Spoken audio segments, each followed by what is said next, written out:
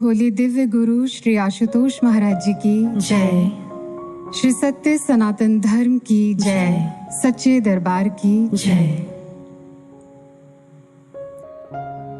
गुरु भाइयों और बहनों, आपने अक्सर सुना होगा, एक बहुत कॉमन फ्रेज है, बिलीफ है। Time is a great healer, time cures, time heals. समय के साथ सारे जख्म भर जाते हैं, लेकिन इसके साथ एक फैक्ट और जुड़ा है। समय के साथ जख्म बेशक भर जाते हों, लेकिन उनके निशान हमेशा रह जाते हैं। Time may heal all wounds, but it can not erase the scars. और जब जब ये निशान दिखते हैं या छिड़ जाते हैं तो पीड़ा देते हैं। कुछ साइकाइट्रिस्ट और थेरेपिस्ट्स ने अपने क्लाइंट्स को समझाने के लिए एक एनालॉजी बनाई, उसे ग्रीफ बॉल थेरेपी या ग्रीफ बॉल एनालॉजी कहते हैं। ये क्या है? वो कहते हैं कि एक बॉक्स है और उस बॉक्स के साथ एक पेन बटन लगा हुआ है। उस बॉक्स के अंदर एक बॉल है जिसे ग्रीफ बॉल कहा। उस बॉल का साइज लगभग बॉक्स के आकार का ही है, उसके साइज का ही है। इसीलिए क्योंकि वो बॉल इतनी बड़ी है जिसने पूरे बॉक्स को ही कवर कर लिया, उसको फिल कर दिया, इसीलिए उसके मूवमेंट का, उसके बाउंस करने का स्कोप 0 है और वो लगातार उस पेन बटन के साथ टच करके रहती है। धीरे धीरे समय बीतता है, गुजरते समय के साथ साथ वो कहते हैं कि फिर इस बॉल का साइज छोटा होता जाता है और छोटा और छोटा।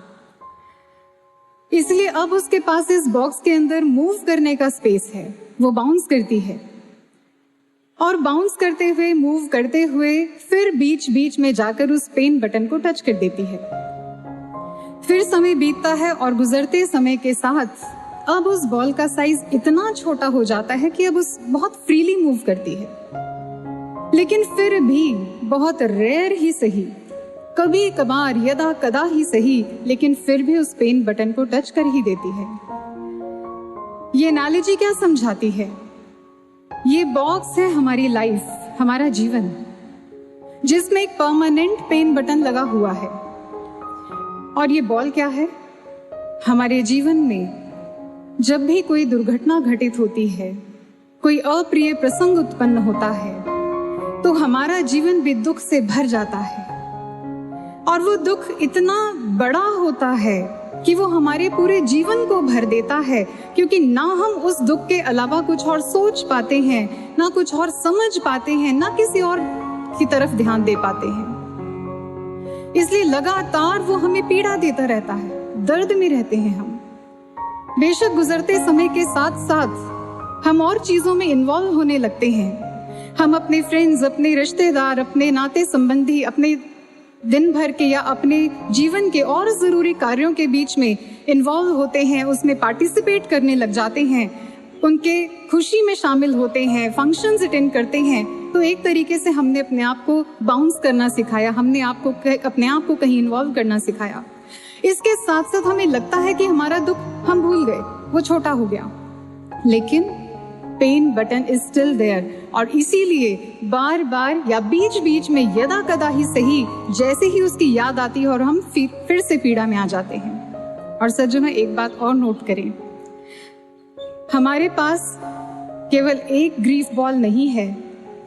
हमारे जीवन में तो न जाने कितनी ही ग्रीफ बॉल्स हैं, न जाने कितनी ही दुख हैं। इसलिए कभी कोई बॉल जाकर टकरा ही जाती है, कभी कोई दुख पीड़ा दे जाता है, कभी कोई बात याद आ जाती है और वही हमारे जीवन को दुखों का पर्याय बना देती है। और ऐसे में हम कोशिश करते हैं, हम कोई साथी ढूंढते हैं, हम कोई सहारा ढूंढते हैं, कोई ऐसा मिले जो हमारे दुख को सुने, जो हमारे दर्द को समझे।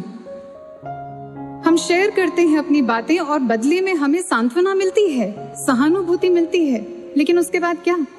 फिर कोई बॉल जाकर टकराती है और हम पहले ही जैसी स्थिति में आ जाते हैं। तो समाधान क्या है? एक बार गुरुदेव श्री आशुतोष महाराज जी के पास एक व्यक्ति आए, बड़े हताश परेशान महाराज जी के सानिध्य में आए। उन्होंने अपने मन की व्यथा महाराज जी के समक्ष रखी। उन्होंने कहा कि महाराज जी, मेरा मन बड़ा दुविधाग्रस्त है, मन बड़ा अशांत है, मैं समझ ही नहीं पाता कि क्या कहूँ, क्या करूं, क्या सोचूं। आप कृपया कोई सूत्र दीजिए, मेरे मन का समाधान कीजिए। महाराज जी ने एक कागज के ऊपर अपने श्री हाथों से गीता की एक संस्कृत बद्ध पंक्ति लिखी अर्थ के साथ। महाराज जी ने लिखा, सुहृदम सर्वभूतानां ज्ञात्वा मां शांति मृच्छति, अर्थात जिसने मुझे अपना सुहृद जान लिया है। सुहृद अर्थात मित्र, सखा, हितैषी, जो दिल के सबसे करीब है। महाराज श्री ने लिखा, जिसने मुझे अपना मित्र, मुझे अपना हितैषी जान लिया है, उसके ऐसा जानने मात्र से शांति मिल जाती है। उसे जानने मात्र से शांति, कितना बड़ा सूत्र है, कितना चमत्कारी सूत्र है ये। जिसने महाराज जी को अपना मान लिया, अपना समझ लिया है, उसको महाराज जी के ऐसा जान लेने से कि ये मेरे अपने हैं, उसे शांति मिल जाएगी। क्योंकि महाराज जी सहानुभूति नहीं, समानुभूति देते हैं। आप कहेंगे समानुभूति क्या है? नया शब्द है। समानुभूति अर्थ हमारे दुख में डूबे मन को निचले स्तर से उठाकर महाराज जी अपने स्तर तक लाने का प्रयास करते हैं। जहां दुख, क्लेश, संताप नहीं है, जहां पीस है, जहां शांति है, जहां ठहराव है, जहां आनंद है। एक बार महाराज जी ने किसी से प्रश्न किया। महाराज जी ने कहा कि बताइए, स्वस्थ किसे कहते हैं, स्वस्थ होना किसे कहते हैं? उन्होंने आपकी हमारी संकीर्ण बुद्धि के समान ही उत्तर दे दिया। कहा कि महाराज जी, तन से मन से हेल्दी रहना, फिट रहना, इसी को स्वस्थ कहते हैं। महाराज जी ने कहा फिर बुलंद आवाज में कहा कि जो स्व में स्थित है केवल वही स्वस्थ है। समझी? जी महाराज जी, जो स्व में स्थित है, और महाराज जी यही तो करते हैं, वो हमें स्व में स्थित रहने की कला देते हैं। इसीलिए मन की सारी अस्वस्थता दूर हो जाती है गुरु के शरण में आने से, महाराज जी को अपना जान लेने से। एक कवि कहता है, बड़ी सुंदर पंक्तियां हैं, उसके भाव आपको बताते हैं। वो कहता है कि आप जीवन में खोज करो किसी ऐसे साथी, किसी ऐसे मित्र, किसी ऐसे हमसफर की, जो आपके कल परसों की गलतियों को नहीं देखता, बल्कि आपकी आज की कोशिशों को सराहता है, जो जिसकी नजर आपकी सफलताओं पर नहीं है केवल, जो आपके किए हर कार्य के पीछे छिपी आपकी भावना को समझता है, उसकी कद्र करता है। आप खोज करो किसी ऐसे हमसफर की जिसे आपको अपने आप को बार बार समझाना नहीं पड़ता। वो आपसे बेहतर आपको जानता है, आपसे ज्यादा आपको समझता है। एक बार एक गुरु बहन ने, उस समय वो कॉलेज में पढ़ती थी, महाराज जी के समाधि में जाने से पूर्व की बात है, उसने महाराज जी को फोन किया और मन में असमंजस था कि पता नहीं महाराज जी से बात होगी या नहीं होगी। लेकिन हमारे कृपा निधान सदगुरु श्री आशुतोष महाराज जी मन के हर भाव को पढ़ते हैं। महाराज जी ने डायरेक्ट फोन उठा लिया, और जैसे ही महाराज जी ने फोन उठाया, अब बातचीत शुरू हुई। महाराज जी ने हाल समाचार पूछा, उसने बताया, महाराज जी मैं ऐसे ऐसे यहाँ से बोल रही हूँ। कैसे फोन किया? उसने कहा, महाराज जी कल मुझे अपने कॉलेज में एक स्पीच देनी है। महाराज जी ने पूछा, किस विषय पर बोलना है? तो उन्होंने कहा, महाराज जी अ ट्रू फ्रेंड पे, सच्चा मित्र। महाराज जी ने कहा, कौन होता है सच्चा मित्र? उसने कहा, महाराज जी आप बताइए। महाराज जी ने कहा, a friend in need is a friend in deed. सुना है? जी महाराज जी, हमने भी तो सुना है। बचपन से लेकर आज तक जब भी सच्चे मित्र की परिभाषा पढ़ते या सुनते आए हैं, तो सबसे पहली पंक्ति हमने यही पढ़ी है, जो आपकी जरूरत के समय पर आपके साथ खड़ा है, केवल वो ही आपका सच्चा मित्र है। ठीक है? महाराज जी ने पूछा, सुना है? उसने कहा, जी महाराज जी। महाराज श्री ने कहा कि फिर कौन होता है ऐसा जो हमेशा जरूरत के वक्त आपके साथ खड़ा है? उसने कहा, पता नहीं महाराज जी। महाराज जी ने कहा, ऐसा केवल मात्र गुरु ही हो सकता है, उसके अलावा और कौन होगा? क्योंकि केवल वो ही जानता है कि आपके साथ कब क्या होने वाला है।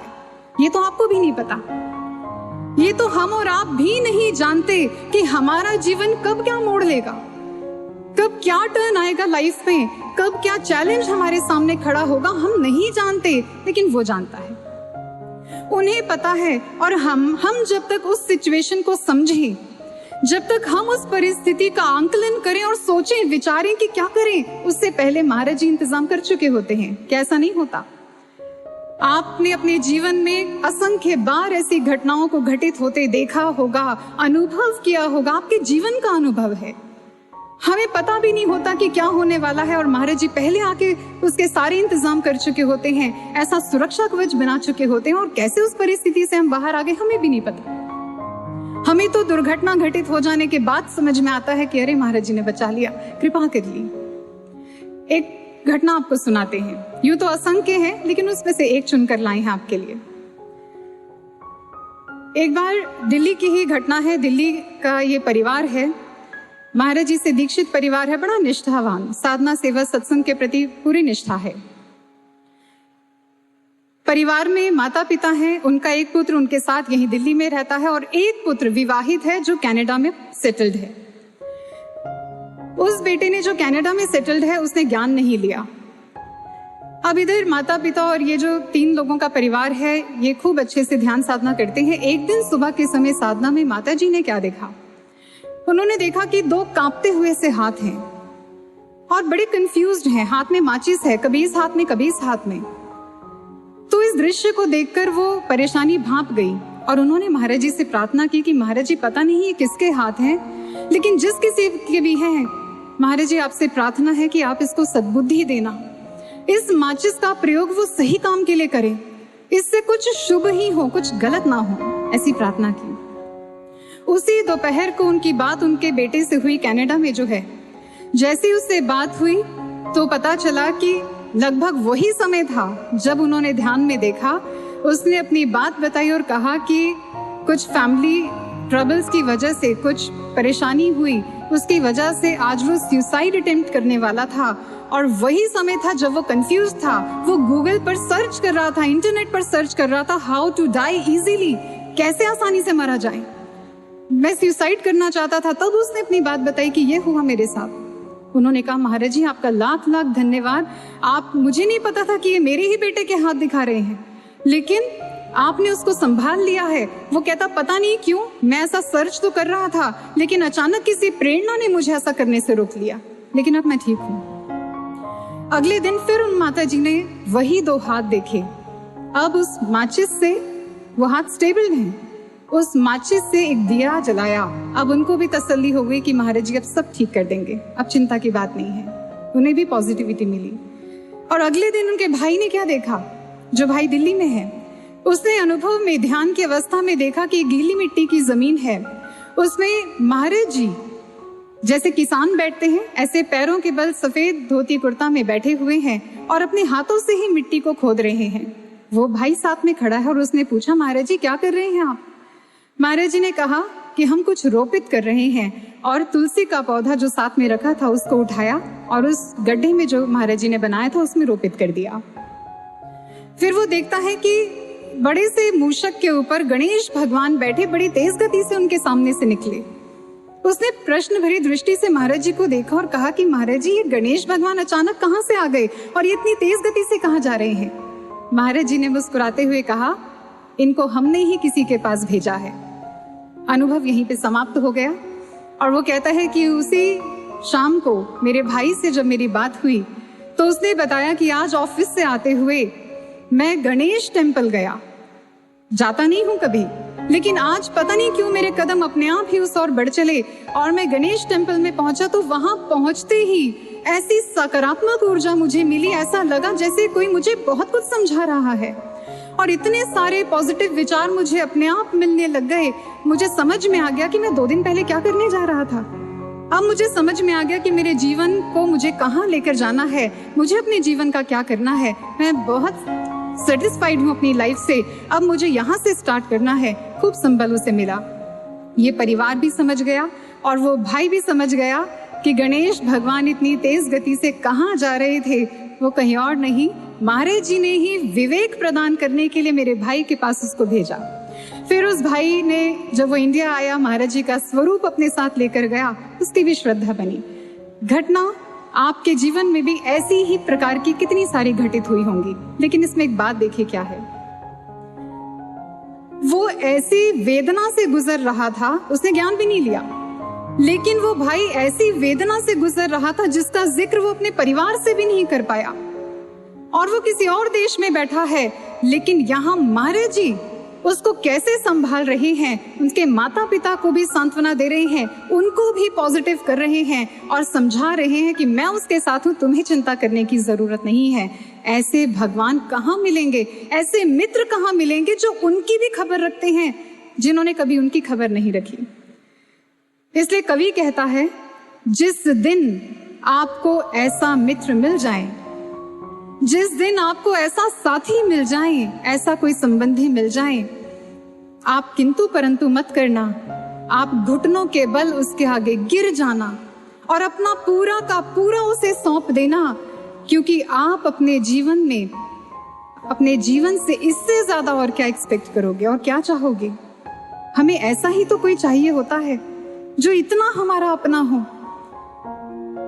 लेकिन ऐसे महाराज जी के मिलने के बाद भी, ऐसे साथी, ऐसे रहवर के मिलने के बाद भी हम घबराते क्यों हैं, हम चिंतित क्यों रहते हैं, हम किंतु परंतु में क्यों फंसे रहते हैं। अगर ऐसा नहीं हुआ तो, हमने प्रार्थना तो की है, लेकिन महाराज जी ने अगर नहीं सुना तो, अगर ऐसा हो गया तो, वैसा नहीं हुआ तो, हम तो इसी में फंसे हैं। जानते हैं ऐसा क्यों है? एक छोटी सी बात से समझाते हैं। एक बार दो मित्र थे, छोटे बालक थे, एक के हाथ में बहुत सारी टॉफीज थी और एक के हाथ में बहुत सारे कंचे थे। तो उस मित्र ने कहा कि मित्र ऐसा करते हैं, तुम अपने सारी टॉफीज मुझे दे दो और मैं अपने सारे कंचे तुम्हें दे दूंगा। मित्र मान गया, ठीक है। लेकिन अब क्या हुआ, जैसे ही वो कंचे देने लगा, उसने एक बड़े साइज का कंचा अपने पास छुपा के रख लिया, अपने मित्र को नहीं दिया, और जबकि दूसरे मित्र ने अपना सब कुछ दे दिया, सारी टॉफीज उसे थमा दी। लेकिन उस रात वो बच्चा सो नहीं पाया जिसने एक कंचा अपने पास छुपा लिया था। जानते हैं क्यों नहीं सो पाया? वो बेचैन रहा सारी रात कि कहीं मेरी ही तरह मेरे मित्र ने भी कोई स्वादिष्ट टॉफी तो नहीं छुपा ली अपने पास, कहीं उसने भी ऐसा ही तो नहीं किया जैसा मैंने उसके साथ किया। जब पूरा समर्पण होता है तो किंतु परंतु नहीं रह जाता है। एक बार महाराज जी के पास कोई आए, महाराज जी कृपा कर दो, महाराज जी कृपा कर दो, सब कुछ तो दे दिया, अब और क्या चाहिए मुझसे, मैंने इतना अनमोल ब्रह्म ज्ञान दे दिया, और क्या दूं, सब कुछ तो दे दिया, सब लुटा दिया तुम्हारे ऊपर, और यही फैक्ट है। लेकिन हम नहीं दे पाए, उन्होंने सब कुछ दिया लेकिन हमने अपने पास छिपा लिया, बचा लिया, हम दे नहीं पाए 100%। यही हमारी दुविधाओं का कारण है, यही हमारे किंतु परंतु बेचैन होने का कारण है। लेकिन एक साधक का समर्पण कैसा होता है, ये भी महाराज जी ने सिखाया है हमें। बहुत पुरानी बात है,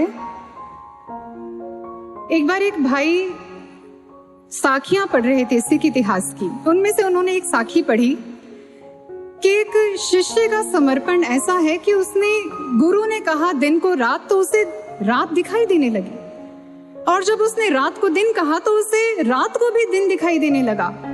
उसने कहा कि ऐसा भी समर्पण होता है क्या, पराकाष्ठा है समर्पण की। उन्हीं दिनों की बात है, गुरु महाराज जी उस आश्रम में पधारे जहां पर वो गुरु भाई थे, और महाराज जी ने रात्रि छत पर विश्राम करने की इच्छा जताई। अब ये भाई थोड़े चिंतित हो गए क्योंकि छत पर मच्छरों का बड़ा प्रकोप था, लेकिन किसी तरीके से इंतजाम किया गया। महाराज जी की इच्छा है तो मच्छरदानी लगा दी गई, लेकिन वो मच्छरदानी थोड़ी सी छोटी थी साइज में। उन्होंने सोचा आज रात किसी तरीके से निकले, अगली सुबह नई मच्छरदानी लेकर आएंगे बड़े साइज की। अब जैसे जैसे रात निकली और सुबह हुई, एक गुरु भाई को साथ लेकर वो बाजार गई मच्छरदानी लेकर। अभी प्रवेश किया ही था आश्रम में, महाराज जी ने अपने पास बुला लिया, और महाराज जी ने अपने पास बुलाकर पूछा क्या लाए हो, कहाँ से आ रहे हो। उसने कहा कि, उन्होंने कहा महाराज जी वो कल जो मच्छरदानी लगाई गई थी वो साइज में थोड़ी छोटी थी, इसलिए बड़ी मच्छरदानी लेकर आए हैं, दिखाओ तो। महाराज जी ने अपने हाथ में उसको पकड़ा, उलट पलट कर देखा और फिर कहा कि ये तो पहले जैसी छोटी दिख रही है। उन्होंने कहा नहीं महाराज जी, ये पहले जैसी नहीं है, ये साइज में थोड़ी बड़ी है। महाराज जी ने फिर उसको देखा और फिर कहा कि पता नहीं क्यों हमें तो ये पहले जैसी छोटी ही लग रही है। उस गुरु भाई ने कहा कि नहीं महाराज जी, पहले वाली मच्छरदानी इतने साइज की थी, इतने फीट की थी, ये इतने फीट की है, ये बड़े साइज की है, हम बड़े अच्छे से देखभाल करके लाए हैं। महाराज जी ने फिर कहा लेकिन पता नहीं क्यों हमें तो ये पहले जैसी छोटी ही लग रही है, बड़ी तो लगी नहीं रही। उन्होंने कहा कि महाराज जी अगर आपको ऐसा लगता है तो जो गुरु भाई मेरे साथ गए थे आप उनसे पूछ लीजिए, हम बहुत अच्छे से जांच परख करके ही इसको लेकर आए हैं, ये बड़े साइज की है। महाराज जी ने मुस्कुराते हुए मच्छरदानी उनको वापस दी और कहा साखियां केवल पढ़ने के लिए नहीं, जीवन में उतारने के लिए होती हैं। और इतना ही कहते हुए मुस्कुराते हुए महाराज जी तो कक्ष में चले गए, लेकिन वो गुरु भाई अपना माथा पकड़कर वहीं बैठे रह गए। ये मुझसे क्या हो गया? मैं गुरु के दिन को रात और रात को दिन कहने पर वो कैसे देख पाऊंगा? मैं तो महाराज जी के 3 बार कहने पर भी मच्छरदानी को छोटा करके नहीं देख पाया। उसको छोटा करके क्यों नहीं देख पाया? कहीं ये पछतावा हमारा भी तो नहीं है? बेशक है। ऐसा समर्पण नहीं है हमारा जैसा जिस कोटि का होना चाहिए। हमारे ग्रंथ कहते हैं सत्य असत्य विचार न कीजिए, गुरु का कथन मान सब लीजिए, हानि होए तो होने दीजिए। कितनी बड़ी बात है, हानि होए तो होने दीजिए। ये कितना मुश्किल काम है। कोई भी इंसान अपनी हानि क्यों होने देगा? हम इतने विवेकी हैं, इतने समझदार हैं, हमें पता है कि हमारा हित किस में है, अहित किस में है, और जानबूझकर देखते भालते हुए अहित क्यों करेंगे अपना? जब हानि दिख रही हो तो मन में दुविधा आएगी ही आएगी, प्रश्न उठेंगे ही उठेंगे, मन कोहराम मचाएगा ही मचाएगा कि ये गलत है, ये ठीक नहीं है, ऐसा नहीं होना चाहिए। लेकिन कितना बड़ा समर्पण चाहिए ऐसे में, जब गुरु कह दें कि यही और जैसा उन्होंने कहा वैसा ही, और उसके बावजूद भी अहित होता हुआ देखते हुए भी हम आंखें बंद करके वैसा कर लें।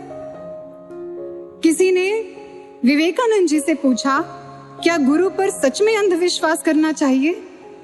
विवेकानंद जी ने कहा कि हाँ, करना चाहिए, लेकिन केवल उस गुरु पर जो आपके इस आंख के अंधेपन को मिटा दे, केवल उस गुरु पर जो आपके इस तीसरे नेत्र को खोलकर ईश्वर का साक्षात दर्शन कराने की सामर्थ्य रखता है।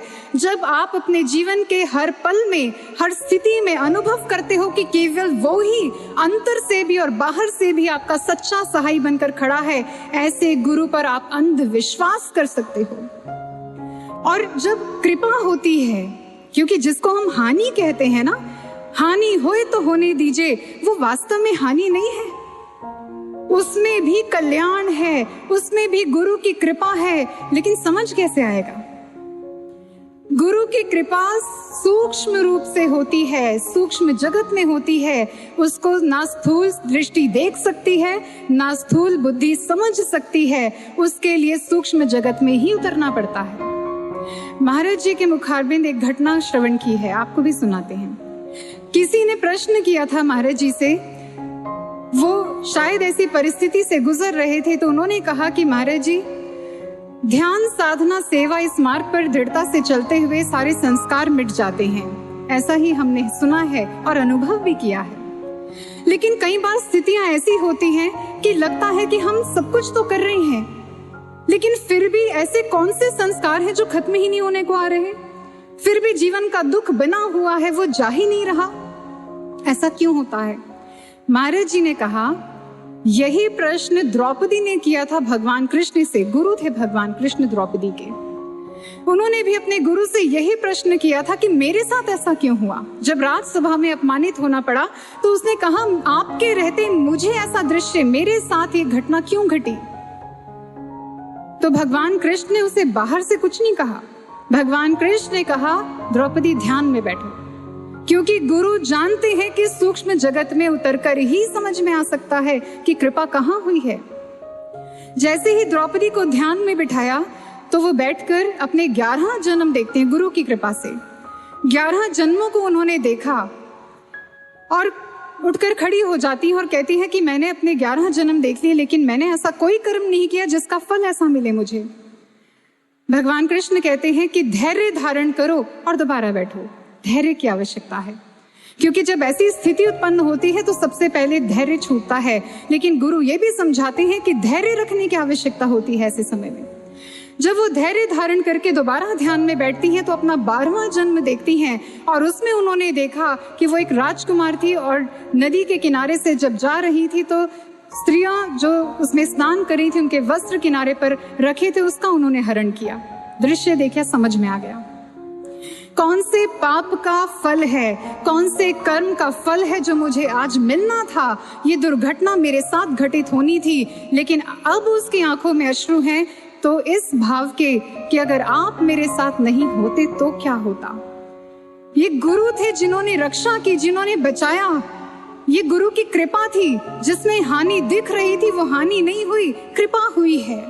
लेकिन उस कृपा को समझने के लिए सूक्ष्म जगत में उतरना पड़ेगा, तभी समर्पण भाव भी उत्पन्न होगा कि महाराज जी जो कर रहे हैं अच्छा कर रहे हैं। मेरे जीवन में ये परिस्थिति उत्पन्न हो रही है, महाराज जी ने मेरा हाथ पकड़ा है। महाराज जी जानते हैं मैं किस स्थिति में हूं, उसमें से निकालना भी वही जानते हैं। समय आते ही वो हो भी जाएगा, वो ठीक हो जाएगा। इसलिए हानि होए तो होने दीजिए। एक बार एक बच्चा नदी में स्नान कर रहा था, तैरते हुए थोड़ा दूर निकल गया। पिता किनारे पर खड़े थे, उसको वापस बुलाते हैं। अचानक देखते हैं कि मगरमच्छ उसकी तरफ बढ़ रहा है। पिता भी घबरा गए। उन्होंने उसको आवाज लगाई, पुत्र शीघ्र ही किनारे पर लौट कर आओ। वो जल्दी से पिता की ओर बढ़ने लगा। अचानक पीछे से मगरमच्छ ने उसका पांव अपने मुख में दबोच लिया। इधर से पिता ने आगे बढ़कर अपने बच्चे की बाजुओं को थाम लिया कस के, और उसे किनारे की ओर खींच रहे हैं, अपनी ओर खींच रहे हैं। इधर से मगरमच्छ उसके पांव से बच्चे को अपनी ओर खींच रहा है। टग ऑफ वॉर शुरू हो गया, ये खींचातानी शुरू हो गई। मगरमच्छ अपने ग्रास को खींच रहा है, पिता अपने पुत्र को खींच रहे हैं, और करते करते बच्चा लहूलुहान हो गया, जख्मी हो गया। पांव से तो रक्त बह गया, लेकिन उसके बाजुओं में भी गहरे जख्म हो गए, रक्त रिसने लगा। बच्चा कराह रहा है, दर्द हो रहा है, पीड़ा हो रही है, उसे छटपटा रहा है कि कोई तो छोड़ दो, लेकिन पिता नहीं छोड़ रहे। वो कैसे जाने दे अपने बच्चे को, काल का ग्रास कैसे बनने दे, अपनी आंखों के सामने उसे मजबूती से पकड़ के रखा है। इतने में शोर हुआ तो लोग इकट्ठे हुए, मगरमच्छ को मार गिराया और बच्चे को बचा लिया गया। हॉस्पिटल पहुंचा, रिपोर्टर्स आए उसको कवर करने के लिए, उसको इंटरव्यू करने के लिए, उससे बात की, और वो रिपोर्टर्स चाहते थे उसके पांव के जख्म देखें। वो अपने कैमरे में उसको कैप्चर करना चाहते थे, लेकिन जानते हैं उस बच्चे ने क्या किया? उसने बड़े गर्व से कहा कि पांव के जख्म छोड़िए, आप मेरी बाजुओं के जख्म देखिए। उन्होंने कहा ये कैसे मिले? उसने कहा ये मेरे पिता के प्रेम के कारण मिले हैं। मुझे बहुत आनंद है इस बात का, बहुत गर्व है इस बात पर कि मेरे पिता मुझे इतना प्रेम करते हैं कि उन्होंने मुझे काल का ग्रास नहीं बनने दिया। वो जानते थे कि मैं जख्मी हूँ, वो जानते थे कि मुझे कष्ट हो रहा है, लेकिन मेरे बाजुओं को छोड़ा नहीं उन्होंने, अंत तक पूरा दम लगाया, मुझे बचाने की कोशिश की। यही करते हैं महाराज जी। सहजोबाई जी कहती हैं, बार बार नाते मिले लख 84 माही, सहजो सतगुरु ना मिले जो पकड़ निकासे बाही। जो हाथ पकड़कर दलदल से बाहर निकालने की क्षमता रखते हैं, ऐसे गुरु बार बार नहीं मिलते, बड़े सौभाग्य से मिलते हैं।